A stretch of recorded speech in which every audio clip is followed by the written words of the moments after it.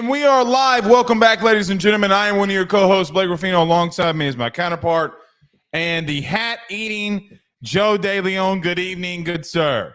So, a couple of things. You brought up the first one. I obviously can't eat a hat. It's not digestible. I had a couple suggestions from some folks. One guy, very, very apt option that was provided, which is if I just slowly ate a piece of a hat every single day until I was done with it. I'm not doing that. But as I'm not copping out. We agreed to a compromise. I could have easily been lame as shit and said, oh, I'm not doing it. I'm not eating the hat. I have agreed, as we said in the poll, that I will wear an LSU hat. It should be here by Wednesday. If not, I will wear it the following Sunday show the entirety of the offseason until you don't have to do end of the August. entirety of the offseason, but you got to wear it at least a couple of weeks. No, you don't have to wear it. I'm doing it the whole I don't want to hear any more. My comments, even when I post non-college football related stuff, is when are you eating a hat? Okay, I'm getting it out of the way. I'm absolving myself of my previous sins. Well, this is what I'm going to tell you. Okay, good on you for being a man and sticking to your bet, even though the tweet had about 500,000 impressions. Okay, the LSU faithful got behind this, and it was I got to admit, pretty comical for me throughout this process. You sure you don't want to do the hot chip challenge as our good buddy Jake Crane from Crane & Company suggested? I would do that too, but it didn't seem like that got as much run. No, they want you to either wear a hat or they want you to eat the cake. I would do the hot chip challenge. I am, as an Italian, I am very hubristic. You should do to add on to that, you should get a shirt with the commander's shirt that has Daniels on the back of it. Do I have to do that too? Show your love for Jane Daniels, damn it. Again, in case you missed it, about a year ago, a little bit more than a year ago, a year and a month, Joe DeLeone said that if Jane Daniels was a first-round pick, he'd eat a hat. And so here we are. I will admit two things. You ready? I'm just as bullish on Kyron Lacy as I was. I'm serious. Like, Joe, say whatever you want. Do you want to go? We could go double or nothing. The kid's going to be a first rounder, I guarantee. I'm not making that mistake again. You better not. I need to get some eyes on Kyron Lacy because, again, I'm thrown for a loop because I have not seen, read, or heard anything about this kid enough to be able to really debate you. I have also, touched base with some folks. You talk to people at the LSU program. I know people that have connections to the LSU program, and there's other receivers that I think that could be more of a chance of being a breakout player. Not more than him. I don't know, man. Look, I will trust your judgment, but I am not going to sit here and say that you are right because, again, I haven't watched him. I don't know it. I don't know what he's going to do. I have no idea because he was the third receiver and he only had 500 yards this past year. But again, I'm admitting I was wrong about Jaden Daniels. We were just talking about this. Thomas Jr. had 500 yards last year. He was also entering his third year. Kyron Lacy's a fifth year. Okay. A little bit of a difference in terms of development. Okay. One guy hasn't exploded yet and taken that next step, and he's in his fifth year. It's usually a red flag. Not a red flag, but usually isn't exactly exciting for determining he's going to become a star. Speaking about wide receivers and the NFL draft here, I got to give Cortez Hankton, the wide receivers coach at LSU, a little bit of props here. Joe, we were talking about this in pre-production, and I think that this is pretty big, so I'm going to bring it back up. For the first time in NFL history, you're in a situation where I don't think that many human beings can say this. So I'm going to bring the tweet up, and forgive me for Chris Vanini. I forget. I'm sorry, I'm mispronouncing his last name, but illustrated that Cortez Hankton had these receivers that got drafted and even recruited and coached or just coached that got drafted in this past year's NFL draft. Malik Neighbors, Brian Thomas Jr., Ladd McConkey, A.D. Mitchell, Jermaine Burton. And for the first time in college football's history that one coach has that many guys drafted from one position. And you would think, like, hey, offensive lineman, defensive lineman. But no, it was actually a wide receiver coach that had this happen to him. So shout out to Cortez Hankton. If you want to play receiver, Joe, number one team since 2000 that's had the most wide receivers drafted is the LSU Tigers. I'm definitely going to clip that. You made fun of me about clipping. But to all of you 5-star wide receivers out there, you know where you need to be. That's all I'm going to say. It's the only LSU content I'm talking about here tonight. But if you want to be an NFL draft pick and you play wide receiver, you know where to go. I'm not going to endorse that part. I'm not going to sit here and endorse that part, but it's science. But I don't think that's what science is. But I will commend Cortez Hankton, though, for his development of these guys. I mean, he is justifiably one of the best receiver coaches in the country that I frankly doesn't get acknowledged as much as he should. He doesn't get enough love. He does not. That highlighted it perfectly. Look, in Ohio State, I think it's at 25. LSU's at 26 since 2000. I think just those two schools, when you talk about that position group, it in and of itself, man, it's absolutely ridiculous. All right. Yeah. Got lots to get to. Joe, a running back that we thought that was going to Miami, sure and did go to Miami, and Damien Martinez, we'll talk about him. Kansas State with a nice little pickup at that same position. We'll talk about that. We got a couple of spring games that we need to mention. Oh, by the way, we'll recap the NFL draft, but we won't talk about the draft. We'll talk about the schools. And, Joe, I'll pose this question to you. Yeah. Which one of these schools with all of these draft picks take a step back going into next year? That's the ultimate question. That is, I think, the biggest takeaway for me, because it's less about trends of, hey, these programs are taking huge strides forward. And I'm going to talk about Texas because that's the most glaring one to me. But you bring up the most important aspect. Washington losing a lot of guys. Michigan's losing a lot of guys. Florida State's losing a lot of guys. It needs to be projected on who is hurting the most from that. I don't think many are, because all of these teams did a really good job of recruiting and also using the transfer portal. But there's certainly going to be one of these teams, which I think we can probably guess which is which, that could take a step back because they're losing some pretty premier talent. I'm not going to put Michigan in that group because and I don't know if it's necessarily fair to put Alabama. Now, I do think both of those teams clearly take a step back, but we'll discuss. We'll discuss them. By the way, I got to admit, well, let me just ask you this, since we're not going to talk about the draft. Just one quick question. Who in your opinion won the draft? The team that I said on my post-draft show, and then also on the radio hits that I've done, the Baltimore Ravens. I'm obsessed with the class that the Baltimore Ravens put together, because they got their starting right tackle. Freaking well, dude. Two starting corners in Nate Wiggins and TJ Tampa. They also got Marlon Humphrey. Do they not? I believe they still have him. Yeah, man. That team and Kyle better.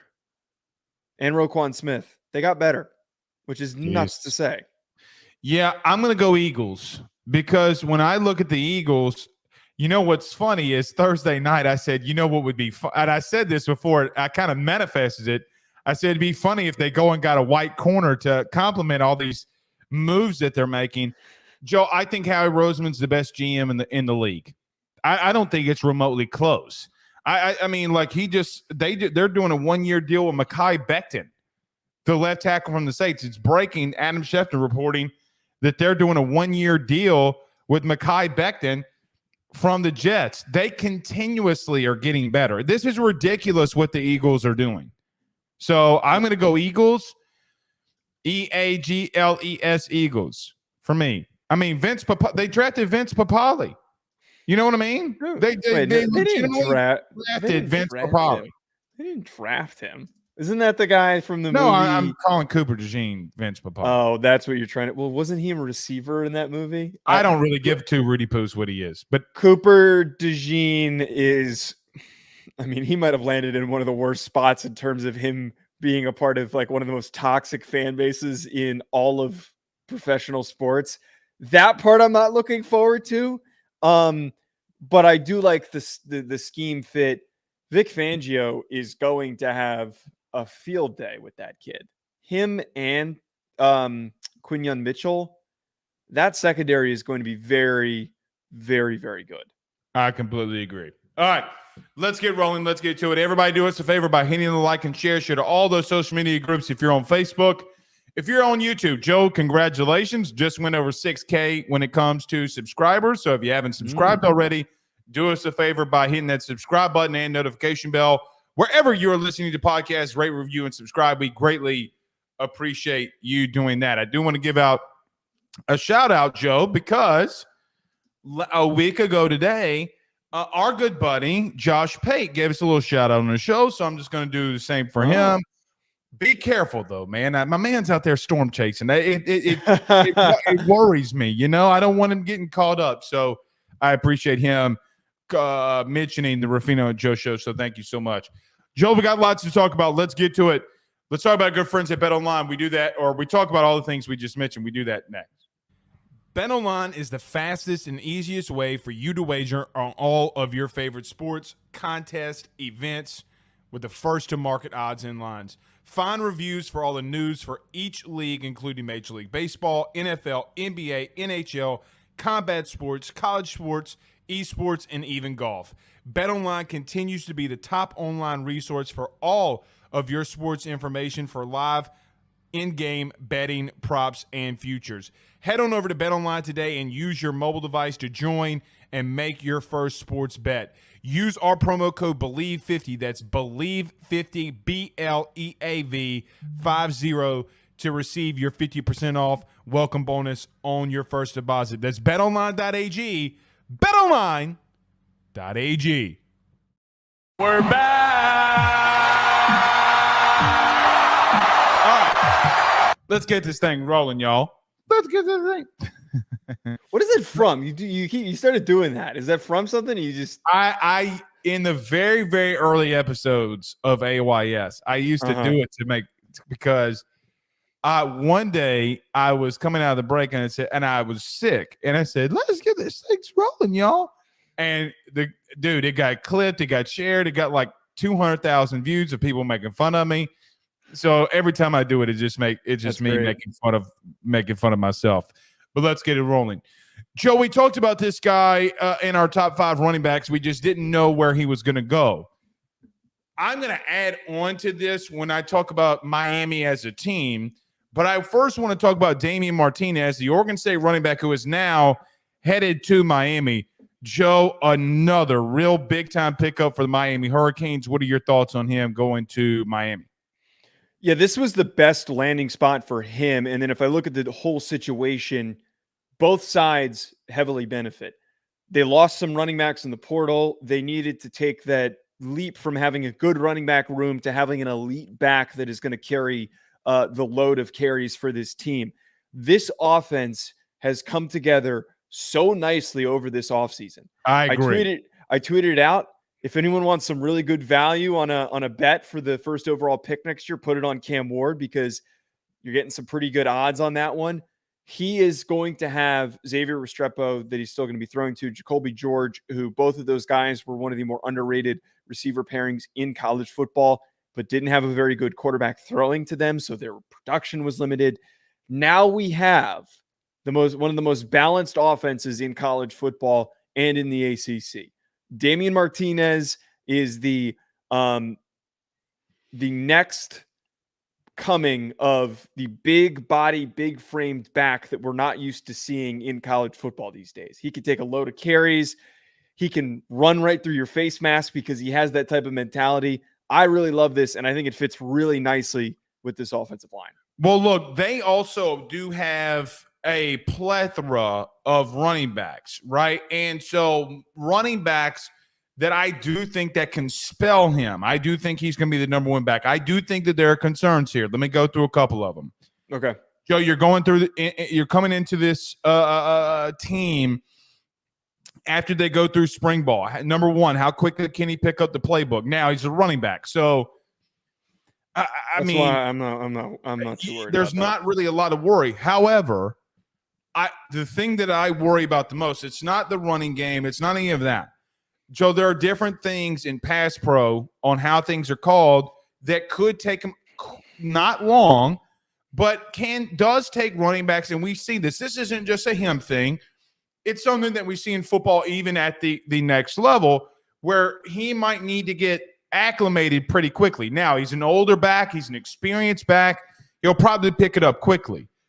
But when I look at this in its totality, when I'm talking about the Miami Hurricanes, Joe, I'm looking at their offensive line, Rivers, Akula, Carpenter from the portal. You got Cooper, the right tackle, Francis. Mawanoa. Samson Okunlola and Francis Mawanoa. Okay, well, I can't. You know how I am. Well, this is why I'm here. The only one I can't figure out how to pronounce is Nico, and I've apologized a million times. But yeah, Francis Mawanoa, Samson Okunlola. And look, folks, you're going to want to learn how to say those names because you're going to be talking about them a lot this year and in another year when they're going into the NFL. Correct. That's where I was going. I think that their running game is going to be bigger. So, Joe, the question becomes, they have weapons on the outside. They have a really good offensive line. They have a really good quarterback. I think three things for the Miami Hurricanes are pretty simple. Number one, I do think that Cam Ward finally gets a running game that he has been desperately needing at every one of the stops he's been, from Incarnate Word, Washington State, and now here. John, I'm really intrigued.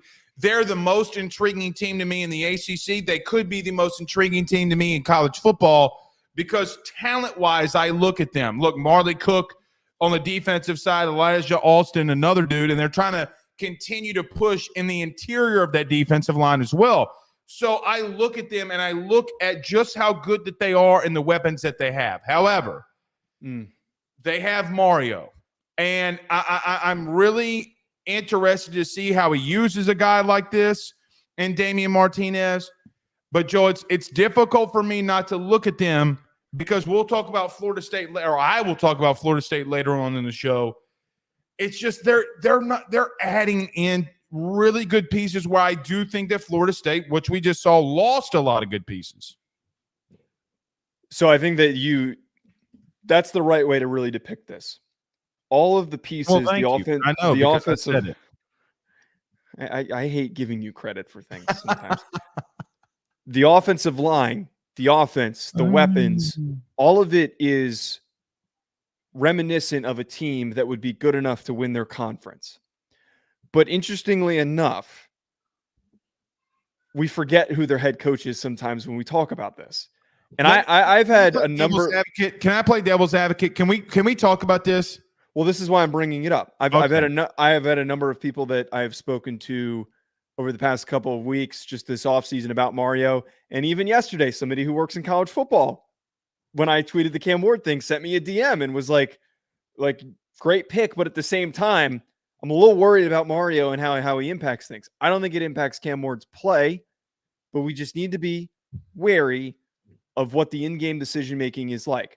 All I take away from this, it is put up or shut up time for Mario Cristobal. We have criticized him. We have been supportive of some of his decision-making and roster-building moves. He has to get past the depiction that he has received over the past year, especially by the media. He can't make dumb decisions in big game situations anymore. He just can't. Otherwise, they are going to still stick as a 9-win football team and nothing more, and sitting on the outside of the playoff and looking in. Cam Ward needs to worry about Cam Ward mistakes now. It's not as if that Cam Ward didn't have massive mistakes when it comes to what he did at Washington State. Threw a lot of interceptions, had a lot of instances where I don't want to throw to, though, so I'm giving him a little bit of a pass. Hold on. I don't give a shit. When you have a guy that has a history of throwing interceptions at all places, guys that historically don't have time. I mean, through 12 last year in 12 games? He had an interception a game. That's not good. That's bad decision-making. Yeah. Very bad decision-making. Now, here's the question that I would ask you, okay? We give Mario a lot of shit, and he's done a lot. He had 7 interceptions. Well, I thought he had 12. Not according to college football stats. Okay, there was a year he had 12. What year did he have 12? He had 9 in 2022. He had 7 in 2023, and I'm pulling up his Incarnate Word stats right now. Okay, well, then I'm off. I thought he had 12. So that's my fault. Now I'll correct myself on that. He still makes some bad decisions sometimes. All right. Where was I at? You were talking about his. I mean, he still does make mistakes. Oh, Mario. And we were talking about Mario. Joe, have we been a little too harsh on him? I mean, he had one bad game. No, we haven't. Situation. Okay. He's going into year 3 and he has the roster. Now, if he falls on his face this year, I will agree with you. Okay. But Joe, we still have a coach that did a lot of really good things at Oregon. I mean, he's having to let's call it what it is. He's rebuilding Miami. Right? Like, I mean, it's a full-on rebuild. And the question that I would ask, we did the same thing last year with Sarkisian. We did this same, and you know what? You know what's very interesting? They almost, to a T, if you look at blue chip ratio, if you look at portal additions, if you look at so many different things, Joe, I don't know if we're not putting them in the same exact category. Sarkisian never won 10 games ever and got to a playoff last year. I think that there is something to be said. Now, Mario's got to get out of his own way. And now you have a 12-team playoff. Joe, they're talented. So you're going to really screw this up to not be in a 12-team playoff if you're them. Really screw it up. I think that two things can be true at the same time, which we love to say on this show. Well, it's my favorite saying. I should get it tattooed on my chest. Or on your forehead. It can be true, as we're giving him credit for, that he's taking all of the important necessary steps to improving the team. That can be very, very true. And this is one of the things that I think when we have discourse is a lot of people react very linearly to the things that you say. It's why when we get clipped, a lot of times things get clipped out of context. It happened with Miami and Florida State literally a week ago. Things get clipped out of context because you don't show the whole conversation. I'm tired of like this notion that we can't criticize those in college football, and we can't criticize coaches for being bad at one thing and being good at another. And it goes with a lot of the coaches that I've said deserve to be on the hot seat but are not being talked about. And Mario fits in that in this bit where he's done a great job so far this offseason and over the past couple of years restructuring what was a barren roster. And I agree that the Sarkisian parallel is great. It's perfect. But at the same time, Mario Cristobal has been a head coach at multiple places and has failed to live up to expectations in big game situations multiple times at Oregon and so far at Miami. Just because I say that doesn't mean that he can't get past that and that Miami can't overwork that. It goes to the point that I'm telling you. I mean, we literally take the names off just for a moment.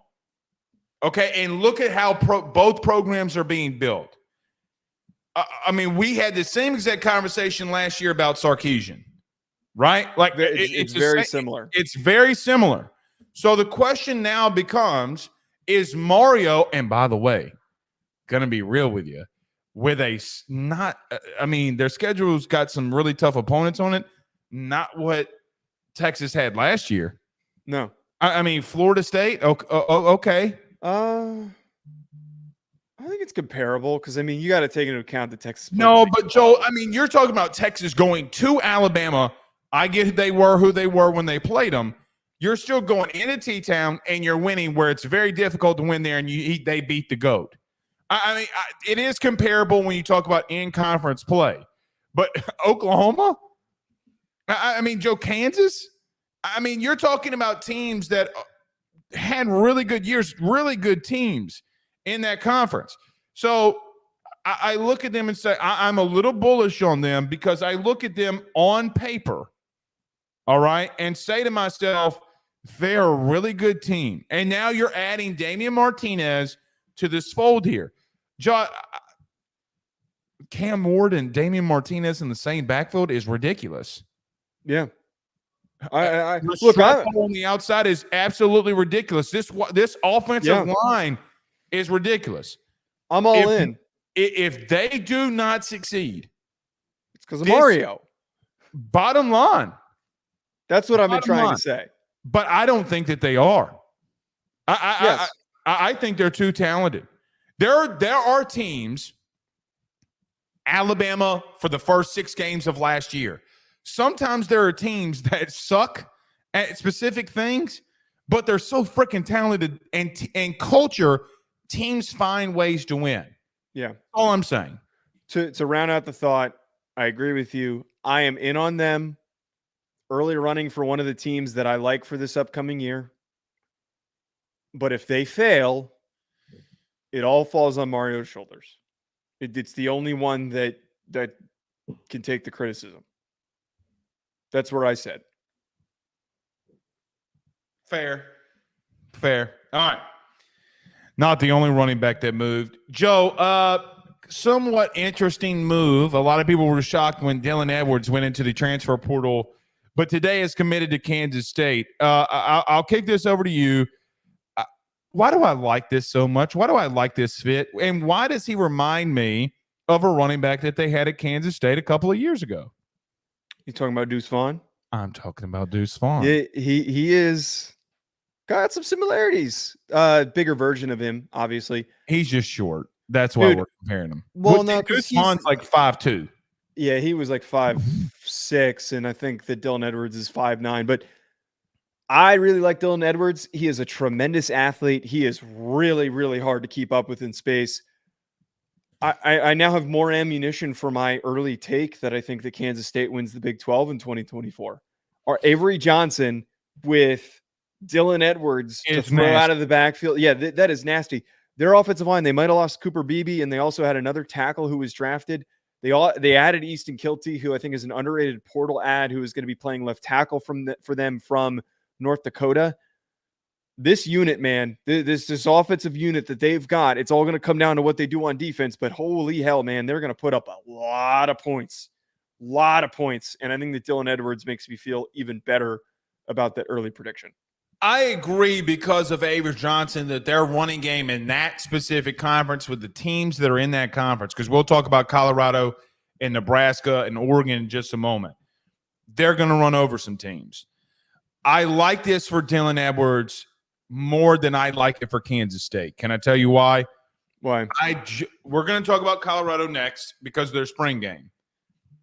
The best transition from a player from one team to another might be Dylan Edwards, because I really don't know if outside of throwing him the ball out of the backfield, just how much Prime and Colorado would have utilized his skill set of running in between the tackles. Now you have a kid who he's going to go to a place where, hey, buddy, you're going to get a lot of touches. So I like the pickup. I like the ad, but I like it more for Dylan Edwards because, look, we're going to, like I said, we literally, before we're coming on the show, we're rewatching the Colorado film here, and I'm just like, good for the only thing I could continue to think during the whole Colorado spring game was, man, I feel good for Dylan Edwards. He's going to a program that I think he'll get better developed at. That's how I continue to look at it. Yeah, I like the piece too, where there is an emphasis on running the football at Kansas State. There's an emphasis of using the running backs at Kansas State. I think now too, what gets interesting is a potential read option mix into things that you couldn't do with Will Howard and you're going to be able to do with Avery Johnson. The amount of yards that they're going to rush for in 2024 is going to be ridiculous. They're going to put up a ton of yards. But I'm excited. I love Kansas State. What do you think? That you good? We just got done talking about Miami, and they just added somebody else from the portal. Who? Sam Brown, the wide receiver from Houston. I don't have any notes on him, but still, I do. He was a number 10 receiver in the portal this year. Yeah. Okay, 815 yards and 3 scores in 2023. So I guess Miami is tough for me because they also did have a lot of back-end roster turnover. Like they did lose like a good amount of talent. They didn't have roster turnover with 815 yards and 3 scores, brother. They lost a lot of their 2023 recruiting classes. The only reason why one of the other things that like I'm a little wary of. I don't know what that. I don't think it hurts him that much, but it's just something that needs to be paid attention to. Yeah, but if this guy, I mean, I think Sam Brown could come in here and play. But Joe, that might be year 4. Yeah. Dude, that offense is gonna be nutty, man. Jesus H Christ. Deuce Vaughn, sorry. Dylan Edwards. Dylan Edwards, sorry. Just continue like to fit. I am really interested, Joe, to look at Avery and ask Avery Johnson and ask myself the question: can he throw the football to win them games? Because you know what I would tell you? I'm going to stack the box. If I'm playing Kansas State game 1, you know what I'm doing? Stop the run, play man-to-man on the outside. Make Avery beat me from the pocket. Contain him. If he gets a couple of runs here and there, so what? Okay? But bottom line, I'm John Rice Plumlee in his ass, who, by the way, the Steelers picked up, of course, because of course they did. I 100% think that there's an easy way to stop Kansas State at this current moment. I don't know if the kid's good enough to throw. So, Joe, this is what I think when we talk about quarterbacks that are highly athletic. Mm-hmm. The reason that I don't look at Kansas State as a team that I'm really just wary about is that I know that every single year, a team that can run the football highly effectively, they always have one big issue. You know what it is? At some point, they're going to go up against a team that's going to be really well coached, and they're going to be really well game planned, and they just can't run the football for whatever reason it is. Can he throw them into a win? By the way, they're going through an OC change, right? And so now you have a quarterback that has 2 different voices in his ear in 2 different years. I think you're overthinking this a little bit, if I'm being honest. So are you 1,000%? You've seen the kid throw. Are you 1,000% confident that if it's a shootout that he can throw them into winning a football game? Are you confident? I'm confident that the kid. I'm more confident that he can overcome any issues if they're having trouble. Okay. If he play, let me give you a scenario. You ready? Yep. If they play Utah, and you know they're going to be stout defensively, are you 100% sure that he can throw them to a win against Utah? Who I think it's the opposite, though. I think that when you have quarterbacks who are as athletic as him, are able to, when things aren't working as a passer and can work themselves out of trouble athletically, that to me is more dangerous. Like that to me is way more dangerous. That. I don't. That's why I like him so much. Well, that's why I like him. Number 2 overall pick in this year's NFL draft got out of a lot of bad situations. Yeah. The problem with those 2 young men, okay, come up. Act like I'm going to scramble. Come on up because I'm going to hit you deep. And that's the question that I think that Utah is the ultimate test for a team like Kansas State with a new regime here. All right. Fair. You want to pass on Sam Brown since we don't have notes on him? Yeah, I'd rather jump in the because we got 3 spring games we got to get to, which is insane. Very true. All right, let's start off. You want to start off with Oregon? Yeah. Okay.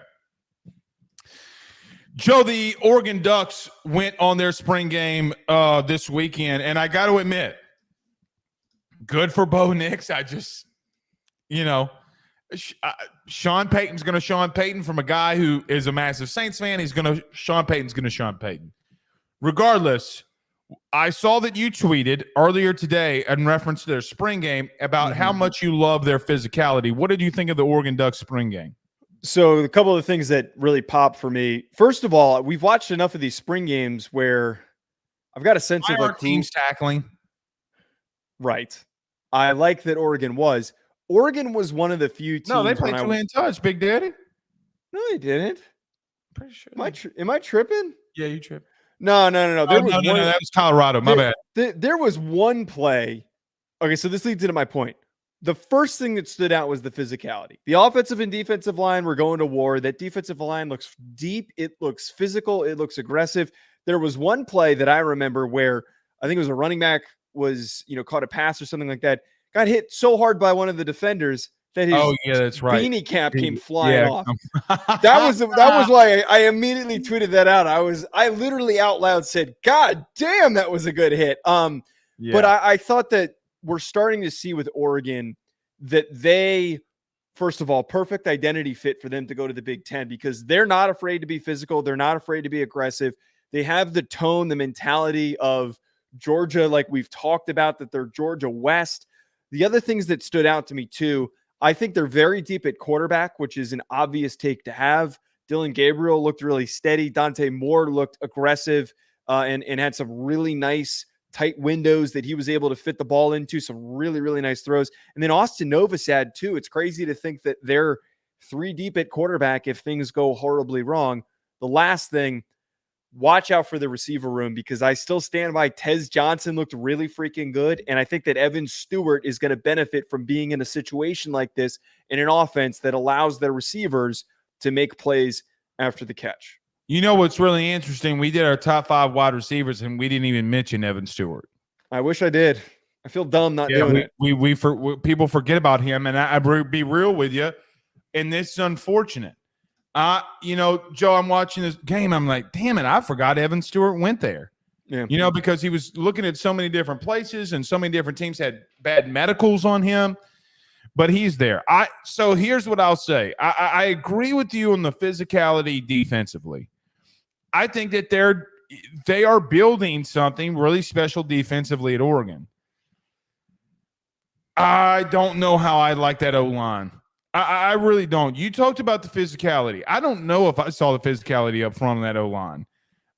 So they couldn't run. I mean, they had some bust out runs, but they just didn't look good on the O-line. They looked clunky. I don't really know how to explain it because, they were getting after it. I don't know if that D-line is just that good or if their O-line is just average, And so I think that Dylan Gabriel, look, Joe, what was it, 3 sacks in the opening drive? Only 2 of them were stopped. There are a couple of things here that you're going in the Big Ten now. When you play Ohio State, if you got to play at Michigan, it's not going to bode well for you. You're going to have to get in some really physical wars here. I agree with you on one thing. I don't know if Dylan Gabriel's had the weapons that he's had with this. And you know what? Dante Moore, him throwing reminds me so much of Bryce Young. Just like the way that he's got a bigger arm than him too, which is kind of crazy to. But they still have that slingshot rotation. Boop, boop, boop, boop, and he's out. And I agree. Joe, they're a top 5, top 6 team. All around. And you got to be nitpicky with a team like that. They got weapons. I think their D-line and their front 7 is really good. I liked how fast their secondary was. I didn't realize their secondary would be that fast. Got some dudes that can really run in that secondary. I think if there's just a chink in the armor that I'm looking at the Oregon Ducks, it's got to be that O-line and that O-line play. But again, how much is that defensive line just being that good? How do you judge that? They did not look great to me. It's all I'm saying. That's where I stand. Jordan Birch had himself a really nice day. I think that the defensive line shined more to me that they're taking a step forward. They lost Brandon Dorless, but for the most part, most of that defensive line is sticking together. Most of that linebacker core is sticking together. I just think that unit is so fast and so dominant that it made what is a pretty good offensive line look pedestrian. Now, they're replacing multiple interior offensive linemen, which is going to be tough. Their tackles is where it's going to need to be the anchor points. They need to help the guys next to them mesh better and play better. Connerly and a Johnny Cornelius at left and right tackle could be the best tackle pairing in the country, but they got to play up to that expectation. And more importantly, they got to help elevate the guys around them. But the problem with that, though, Joe, if you were saying that they're replacing guards in a center, I would feel a little bit better than replacing the tackles. Can I tell you why? Because I think that they're fine pass pro wise in the interior, and I think Oregon's going to be fine in the pass pro at tackles. Mm-hmm. Okay, The problem with me, though, is when you're going into the Big Ten, if you can't run north-south, you got a problem. You can run east-west and use speed and get on the outside in the Pac-12. You're not doing that shit in the Big Ten. I promise you, because those teams are just as fast as you. So if you can't get pushed in that interior, you're in trouble. You know, as my grandmammy once said, you're one hair plucked from a horse's ass from you going and getting the switch and getting your ass beat. Okay? If you don't get north and south in this running game, they were really lateral. I don't like teams. I don't disagree with that. I don't like teams that are so lateral. Okay, when you're going to a conference defensively, Joe, they can't do that shit against Michigan. Blake, Michigan, look at all this stuff they're losing. I don't give two Rudy Poos. They are good enough defensively that if you don't get north-south on them, they will beat you. Or they will be in a situation where they can beat you. Okay? That's if Orgy can hit the broadside of a barn. Well, everyone loves orgies. Okay? Ohio, you know what? Even if it's not Michigan, you can't. Here's the team that you ultimately can't do it to, and the team that we're really and ultimately comparing you to, Ohio State. I promise you won't be able to do that against that defense. So again, I preface to all Oregon fans that will be in here, when Joe and I talk about the top 5 teams in college football, I wish I had a comb right here. We go through it with a fine-tooth comb because those are the teams that we're comparing you to. If you're Kansas State, okay, whatever. I mean, it is what it is. But you have to look at them so much at a different lens, Joe, mainly because of just who they are, at least in my opinion. I think I'm just a little bit more bullish than you. I think that they're a top 3 team. I was blown away. They're one of like a couple of teams that I've watched that I've just been blown away. And maybe it stems from the quarterback position because I watched 2 quarterbacks play at a ridiculously high level. Meanwhile, we're watching all these other teams and I'm watching, a bunch of slappies throw the ball around and they can't figure out who the starting quarterback is on some of these teams that we've talked about and watched. But I think that there's value. What we're trying to compare here. I agree with you on quarterback. But Joe, if they can't run the ball, if they can't line up and run the ball for a yard, the Washington games will happen. It's exactly what happened to you. But I think that they feel tangibly better than last year. I can't go there. We see 2 different things. Oh man, you're replacing Bo Nix, man, a top 12 pick. What are you talking? Oregon is my Washington this year, which makes no sense if you look at those words on paper. This is my early billing. No, wait. You're Washington because Washington came out of nowhere. They didn't come out of nowhere for me because I knew early on that they were going to be good, Blake. You came out of nowhere. The problem I have with you saying that is because I like Dan Lanning. Didn't come out of nowhere. Washington was a top 10 team early on. They were number 13. Regardless, though, the teams that I'm about to be all in on that's going to piss everyone off is Miami, it's Oregon, it's Texas, and it's Georgia. Those are the 4 teams that I'm going to ride until the end of the season. Pause.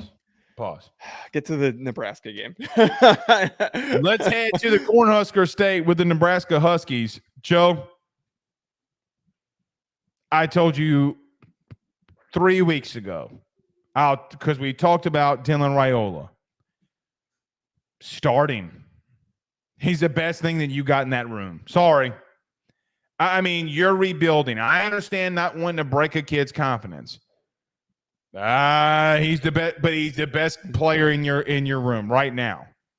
Playing now. That was the main thing that I took away. He has work to do. This wasn't a clean game. He should be at a senior prom trying to get a reach around. Okay. All right. Settle down. Raiola, it's the truth. Yeah. That's why I'm like, not that. I just want to say, because there's going to be a lot of people that do this throughout this process of just being like, he's the next coming. Like we got to sit here and at least just admit he's not all the way there yet. Oh, but he made some unreal throws that the other kid that he's competing with could not make. Cannot make. No, one ball that he threw. Cannot make. There was one ball that he threw in the third quarter with like 5 minutes to go in the red area where he rolls out, has a really unbalanced platform and kind of just he flicks it. It's just like a little whoop right off his hand and it zips over past the defender into the hands of the receiver. He looked like Caleb. You know what? He's got a similar build. He's got a similar throw style. He reminds me of Caleb Williams. They need to start him. The other thing that I really like that I noticed from them, they are tough. That was exactly what I was going to say. They look noticeably better, but god damn, they were hitting, man. Same thing with Oregon. They were running the ball hard. They might not really have any receivers, but man, they got some backs. They got some linemen. I'm not saying they're going to win 9 games, but they're going to be better than people want to give them credit for. You know who Nebraska is going to be this upcoming year? They're probably going to be 6-6, 7-5. Maybe they're selling as 8-4, but nobody in the country wants to play them because you walk out of that game limping. Yeah, and they are a Matt Rule built team from the ground up. Good comparison from last year. Let me think of a good comparison. Like who had 8 wins? Like Duke. I think of Duke, where like Duke was 7-8 wins. No, I know. Well, I know the team. Who? You're gonna hate it, but it's the team. Texas A&M. No, I wouldn't. I don't like that comparison because Texas A&M was like in. Oh, they had a lot of recruits. All right, so much drama that I think Duke's a good one though because Duke was. I don't like Duke. I don't like Duke. It didn't feel like Duke. No, I was trying to think. Maybe we can't get a good comparison. Maybe there just isn't one.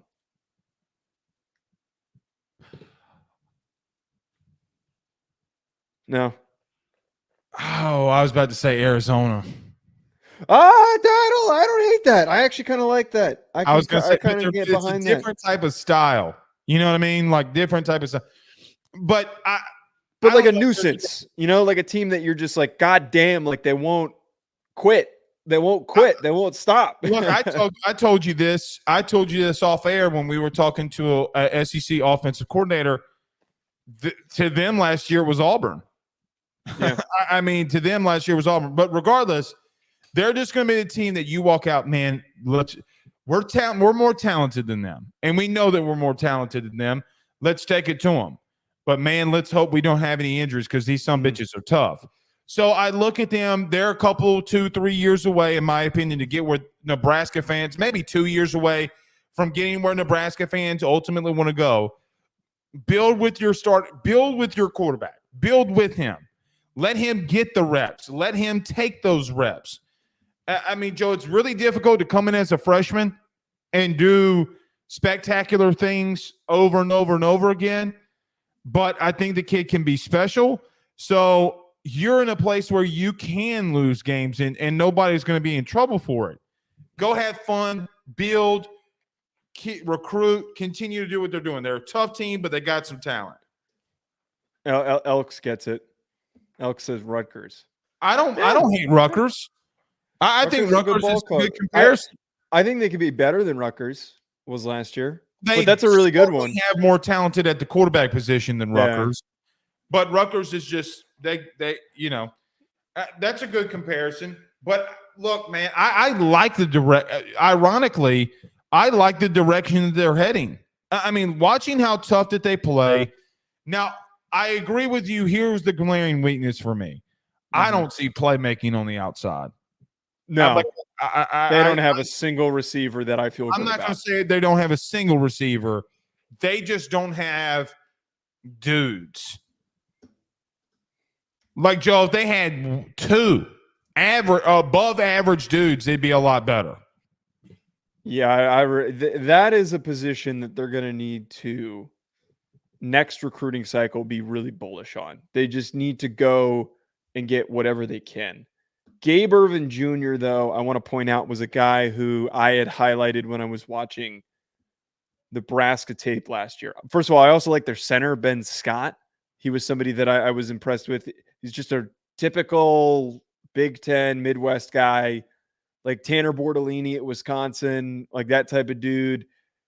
Not super athletic, but is going to be a really physical guy up the middle. But Gabe Ervin Jr., who was their lead back last year, if he has a 1,000-yard season, I would not be stunned.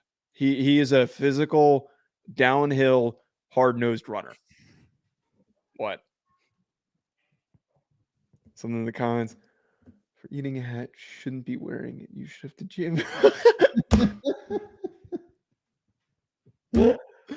See, I actually almost said this. Not that actually kind of that. I almost said that, like, does eating count if it's a suppository? Like, if I ground the hat up and I oh my God.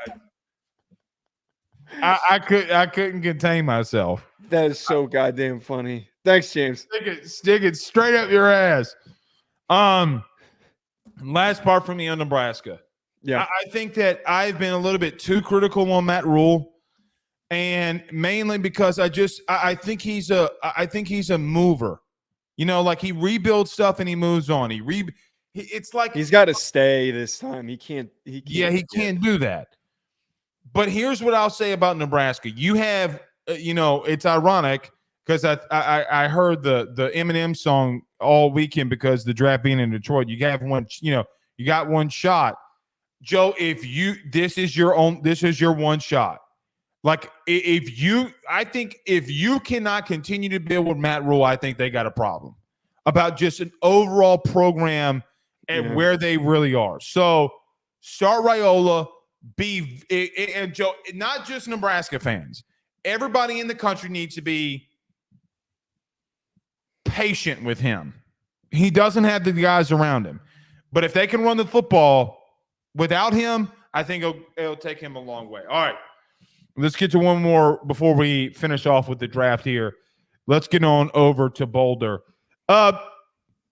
Joe, I'm going to kick this one off to you because a lot of I don't even know if they're Colorado fans anymore, but or what, maybe they're just Deion fans. I don't know. But Colorado had their spring game. I saw Ryan Garcia was there, and it was, they had some who's of people there. Mm-hmm. Joe, I think they're a little bit better on their offensive line. Okay. I don't know if they're not the same team. Got some really good weapons on the outside. Throw the ball way too much. I think that they're improving. They're one of those teams that didn't really hit, so it's kind of hard to tell. They're also playing in the rain, which it's tough to get a total gauge on it. I think they had a pretty good turnout, so credit to the Colorado faithful for still showing up in the rain. That's great. That wouldn't have happened under previous coaching regimes. The offensive line did look a little bit better. Shedeur Sanders, I thought, looked like he improved, which is crazy to say because he was one of our favorite guys coming into the season. Highest odds to win the Heisman.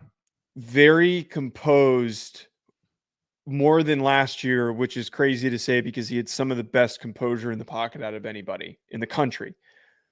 LeJontay Wester is one of the top ads that they had that didn't get enough recognition. The receiver from let me check the school in a second. FIU. Wester is very fast. I like him. I think that it was a nice add into the mix and could end up being their primary target. But the only thing that I have to admit and that I come away with is just their depth, which is not surprising because a lot of kids entered the portal before the game even happened. Their depth looks rough right now. That could be proven wrong because of, again, the portal. The timing of the portal just isn't great for when their game was. But as of right now and from watching the game, the second team didn't look super hot. Well, that's a Deion fault. That's Deion's fault. That's nobody's fault other than Deion. Yeah. You can't convince me that all these kids are leaving and he's not telling them to leave.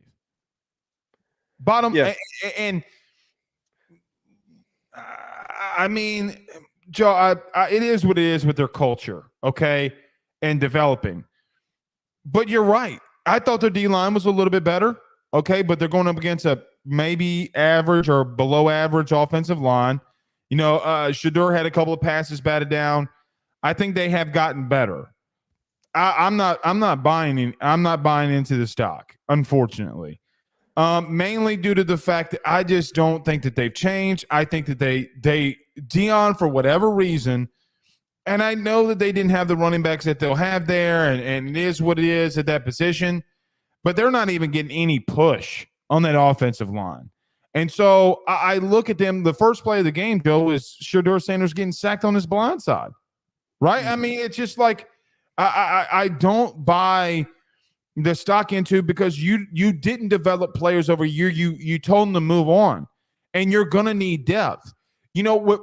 Here's the interesting thing, Joe. Like teams like Ohio State, teams like Alabama, teams like Georgia, Joe, all of them had 3 stars that they developed and got drafted. And some of them got drafted really high. Like I think of Georgia with Ladd McConkey. I think of Alabama having, I think it was one, I forget, maybe Jalen Key went in the 7th round, I forget. Mm-hmm. But I look at them, Joe, they always have developmental. Terrion Arnold. I mean, a guy that a lot of people thought needed to be developed. Goes into the 1st round. And he wasn't a 3-star guy, but I just look at them and say, that's where your roster's built. I don't care how Shedeur Sanders looked. I know what I'm getting for Shedeur Sanders. Joe, it was the reason he was my number 1 quarterback in college football, right? Like I know what I'm going to get. I know the level of play I get from him and Travis Hunter. What I don't know is if you have used this year to develop the kids, that is going to have to complement all of them to get them and get where you want to go. They're Colorado. I don't. Maybe they win a game, 2 games more, but the developmental piece isn't there. They don't have the depth. You want to know why teams win national championships, Joe? Yes, you have really big stars. It's the depth pieces. Yeah, it's the guys 2 years down the line, and Michigan's a great example of that. Where you want to know where it happens? When those kids, a 5-star freshman is running on the scout team, and you're having to deal with him all week, right? Yeah. Like, oh, well, shit, this kid's going to have to play in the game. Like, coach, I mean, we can't keep him out. Like, I mean, and so I'm just out. I am tired of – I'm tired. Like, again, if this were anybody else, and I mean anybody else, Joe, you know that I'd be coming on the show ripping them a new one. But I can't, because it gets labeled in whatever kind of thing it gets labeled in. I think that with Colorado, the way that I kind of take it is that the spring game played out as exactly like I thought it would. They looked better in some parts, but the depth just still remains like a huge question mark. And that was one of their biggest problems last year, is when guys started to get hurt, they're putting in guys that probably wouldn't see the field on any other P4 roster. The way that I think you're phrasing it is like, we'll start giving them more recognition when they start winning football games. I need to see it translate to the regular season. That's the simplest, most, I think, polite and friendly way to put it without being too critical. Win some football games during the regular season, some big games, string better wins together midway through the season. I think the perspective is going to be different, but they get a lot of coverage because a casual fan is now buying stock, and big media entities are just going to get their social posts get good impressions. It's always the number one thing that's talked about. Multiple places that I've worked in the past 2 years, it's been brought up. If you talk about Deion Sanders, your impressions are going to go up. Oh, just the reality. If we were money hungry, we talk about him once a week. Yeah, which we're not going to do. Correct. If we were money hungry, we would talk about him once a week, because everything goes up when we in our segments. All right, let's do this, Joe. Let's take a quick break. We'll talk about the teams that we thought had the best draft, and there's a lot of teams that we can talk about. I guess the question is, what team takes that next step back that maybe their fan base isn't expecting? We talk about that next. Ruffino and Joe Show is brought to you by HomeField Apparel, which is the best, without a doubt, premium collegiate apparel brand that is out there. They have over 150 different colleges that you can choose from, whether you're an Illinois fan or a Rutgers fan. Maybe you're an LSU fan like Blake, or maybe you're an Alabama fan. whatever it is, even Idaho. They have so many different designs for so many different football programs that I can guarantee you're going to find some great stuff to help root for your favorite team. I've already gotten my Notre Dame stuff. Blake has his LSU stuff. Make sure you head on over to HomeFieldApparel.com to check out your team's collection of clothing apparel that they have on the website. And when you do so, when you check out, make sure you use promo code Ruffino Joe to get 15% off your order. That is RUFFINO Ruffino Joe. Head on over to HomeFieldApparel.com and get your college gear today.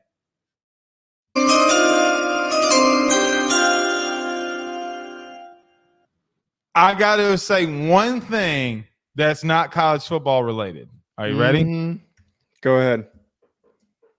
I think it's highly impressive that John Calipari threw out the first pitch for Arkansas today and that he went from the rubber and made it to home plate. He's not like How 90 many people He's that not are 90.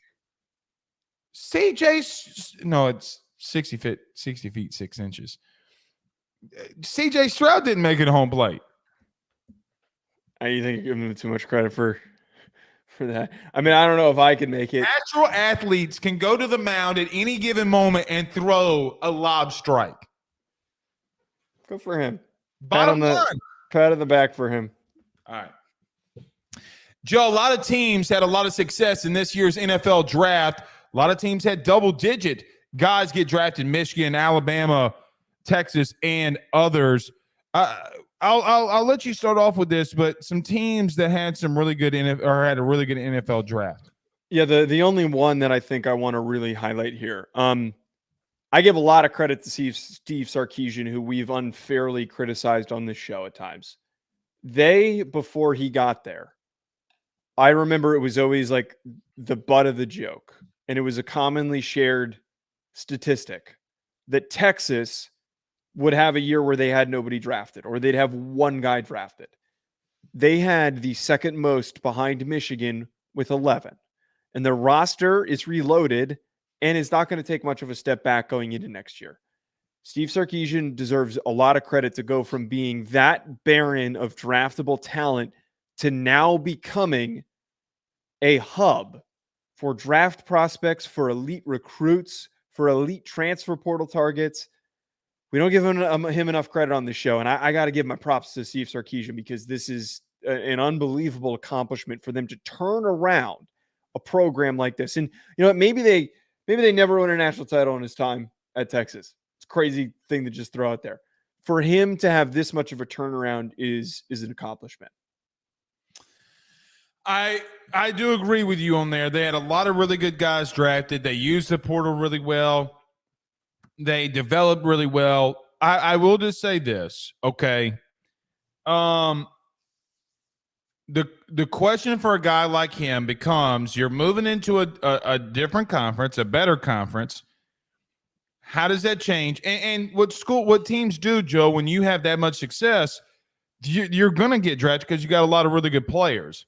But can he sustain? Last year was his first year that he got to 10 wins. Can he sustain that? And that will be the ultimate question going into a better conference with him. But it doesn't change that he had a lot of really good talent, okay? And I guess the only question would be, should they have had more success, right? Should they have had more success with that many guys drafted? Should they have played for a national title? I mean, they made it. They were a series away from being the national championship game. I mean, they almost won. They almost won that game. They almost came back. And I know that they were down in a rough spot for a good chunk of it, but they came back. They scratched and clawed. So I mean, they made it way further than any of us expected. So I said they were going 10-2. I was just wrong on the game. So I thought they were going to lose to Bama. But I'm with you. They had a good one. I think it's fair, Joe. We got to talk about Michigan. I mean, that's a lot of dudes to lose. Yeah, but I'm also not worried though, because a lot of those their offensive line took a heavy hit to the point where I think like they had 6 offensive linemen invited to the combine, which is a hilarious statistic because there's only 5 that play on the field at a time. Right. Their offensive line is going to be an issue for them to figure out, but it didn't look that bad during the spring game. We forget that a lot of their best players that are going to be first rounders next year, they only had one kid go in the first round. It was JJ McCarthy. A lot of their best players are returning. Will Johnson, Mason Graham, and Colston Loveland. So I'm not worried about them losing 13 guys. I think it's just the fact that they had that much roster turnover and they were that deep. When you lose a good quarterback, I say a good quarterback, but when you lose a quarterback, let's see how you can replace. They still have a lot of really good pieces. Let's see how Sharon Moore does. I don't think it's fair to him. It's his first year being a head coach, so we'll see there. Joe, let me ask you a question. Are you worried about Florida State with all the guys that they lost? Are you worried about – I mean, look, man, Jared Verse, Brayden Fisk, Keon Coleman, Jordan Travis, who congrats to Jordan Travis for getting drafted. I didn't think that was going to happen. I just think that – I think he would have made himself into the first round too if he wouldn't have gotten hurt. That's neither here nor there. The bottom line becomes for me is, I mean, Joe, at some point you live by the portal, you die by the portal, or are you worried about Florida State here? I'm going to ignore the – you said he could have gone in the first round. No, that wasn't going to happen. If J.J. McCarthy and especially if Bo Nix – no, Bo Nix was better than him. Michael Penix was much better than Jordan Travis. Jordan Travis was fine. He was fine. Joe, you know how you dudes do. Y'all slob knob over a quarterback like everybody slob knobbed over JJ after everybody slob knob over Bo Nix. You know good and damn well neither one of those kids should have been drafted in the first round. And they would have gone. They would have gone in the first few picks in the second round. It's a different era of quarterback drafting where if you like a guy in the second round, you take him in the first. So that's just how it works. It's the fifth-year option. I get it. I'm also not super worried about Florida State because I mean we talked about their portal additions. They had a very aggressive and quality portal class. They filled and fixed most of their holes because and we just talked about Marvin Jones Jr. replacing Jared Verse the other day, and he looked phenomenal in the spring game, and he's barely played at Georgia. So I think that they're one of the few teams that we can talk about losing a lot of guys and not really having to worry about it much, except DJU is, DJU. Point exactly. All right. Any other team you want to get to here? I will say this again. I do think to get to, I want to say one thing. I talked about this earlier. Joe, you got to give Cortez Hankton some flowers here. I know we did earlier in the show, but that many guys drafted from one position group. A.D. Mitchell, Ladd McConkey, Jermaine Burton, Brian Thomas Jr., Malik Neighbors. That's insane. That is utterly freaking insane to have that many receivers drafted in one draft. A take you're going to hate. I feel like he could end up in the NFL next year. Oh, I don't disagree with that. Well, I'm saying you're going to hate it because you're losing a great coach. Oh, no, I fully could see it. 100% He's totally going to be in the NFL. Somebody's going to hire him. Okay. I mean, the results speak for himself. He could never coach a single guy that goes to the NFL again, which is not going to happen. He's going to get a shot based on that list alone that you just said. You could say the same thing about Brian Hartline. Question is, are you going to pay a receiver coach in the NFL over $1 million to be here? Oh, what are position coach salaries like in the NFL? I have no clue. I literally have no clue. Maybe I'm wrong. I could be wrong here. I just don't think they're paying a position coach. Maybe they are. I don't know. What is it? I'm